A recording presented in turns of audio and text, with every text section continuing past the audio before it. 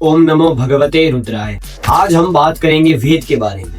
वेद क्या है, वेद कितने प्रकार के हैं, वेद की परिभाषा क्या है, क्या हमारे जीवन में वेद का महत्व है।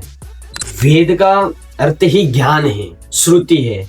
आचार्य शायणाचार्य जी कहते हैं, इष्ट प्राप्ति अनिष्ट परिहारयोः अलौकिकम उपाय यह ग्रंथः वेदयति स वेदः। इसके पर्यायवाची शब्द श्रुति, निगम, आगम, त्रयी, छंद, स्वाध्याय, आमनाय इत्यादि। वेद व्यास जी ने वेद को 4 भागों में विभाजित किया और चारों अपने शिष्य को पढ़ाया श्रुति परंपरा के अनुसार। ऋग्वेद में पढ़ाया पैल, यजुर्वेद वैशंपायन, सामवेद जैमिनी और अथर्ववेद सुमंतु। अब बात आती है संहिता की। संहिता किसे कहते हैं? संहिता सभी मंत्रों का समूह होता है, जैसे ऋग संहिता, यजुर्वेद संहिता, सामवेद संहिता और अथर्ववेद संहिता। वेद के 4 प्रमुख विषय विभाग हैं। सर्वप्रथम मंत्र, फिर ब्राह्मण, फिर आरण्यक और उसके बाद उपनिषद। और चारों वेदों की 4 ब्राह्मण हैं। ऋग्वेद की है ऐतरेय ब्राह्मण। यजुर्वेद के भी 2 भाग हैं, एक कृष्ण यजुर्वेद, एक शुक्ल यजुर्वेद।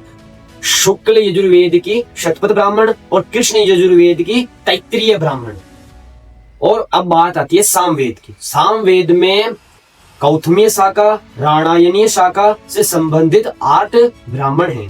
सर्वप्रथम तांडीय महाब्राह्मण, द्वितीय षण्विंशद ब्राह्मण, तृतीय सामविधान ब्राह्मण, चतुर्थ देवताध्यायी ब्राह्मण और पंचम औषधेय ब्राह्मण और षष्ठः छंदोग्य मंत्र ब्राह्मण और सप्तम संहितोपनिषद ब्राह्मण और अष्टम आता है वंश ब्राह्मण। अब बात आती है अथर्ववेद की। अथर्ववेद के एकमात्र ब्राह्मण है गोपथ ब्राह्मण। अब बात आती है शिक्षा की। ऋग्वेद में पाणिनीय शिक्षा है, तो यजुर्वेद में याज्ञवल्क्य शिक्षा, सामवेद में है नारदीय शिक्षा और अथर्ववेद में है मांडूक्य शिक्षा।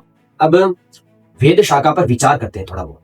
वेद शाखा में ऐसा है कि भाई महर्षि पतंजलि द्वारा ऋग्वेद की 21 शाखा बताई गई हैं, तो यजुर्वेद की 101 शाखा बताई गई है और सामवेद की 1000 शाखा बताई गई है, 1000। और अथर्ववेद की 9 शाखा, 9 अथर्ववेद, 9 शाखा अथर्ववेद की बताई गई है। अब इन शाखाओं के टोटलिंग है 1131 शाखाएं। हालांकि यह शाखा अभी वर्तमान में उपलब्ध नहीं है, यह धीरे धीरे लुप्त होती गई।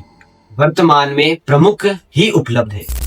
सर्वप्रथम हम ऋग्वेद से ही स्टार्ट करते हैं। ऋग्वेद में शाकल शाखा, भाष्कल शाखा, आश्वलायन शाखा, शांखायन, मांडुकायन, यह शाखा है। और अब यजुर्वेद में 2 भाग मैंने वैसे कि अभी बताया था कि भाई यजुर्वेद में 2 भाग है, शुक्ल यजुर्वेद, कृष्ण यजुर्वेद। तो हम सर्वप्रथम बात करेंगे शुक्ल यजुर्वेद की। माध्यन्दिनी और एक काण्व शाखा। कृष्ण यजुर्वेद में 4 शाखा उपलब्ध है। सर्वप्रथम तैत्तिरीय शाखा, मैत्रायनी शाखा, कंठ शाखा और कपिष्ठल शाखा। अब हम बात करेंगे सामवेद की। सामवेद में 3 शाखा भी उपलब्ध है, एक कौथुमीय शाखा, एक राणायनीय शाखा और एक जैमिनी शाखा। और अथर्ववेद में पैप्लाद शाखा और शौनक शाखा। ऐसे ही हमारे हिंदू सनातन धर्म में वेद प्रचलित थे और आज के जमाने में ये ऐसा भी दिन आ गए हैं कि ये धीरे धीरे लुप्त हो रहे हैं। हमारे ब्राह्मण द्वारा ही यह वेद शाखाएं अभी उपलब्ध हैं और यह परंपरा अनुसार चलती आ रही है।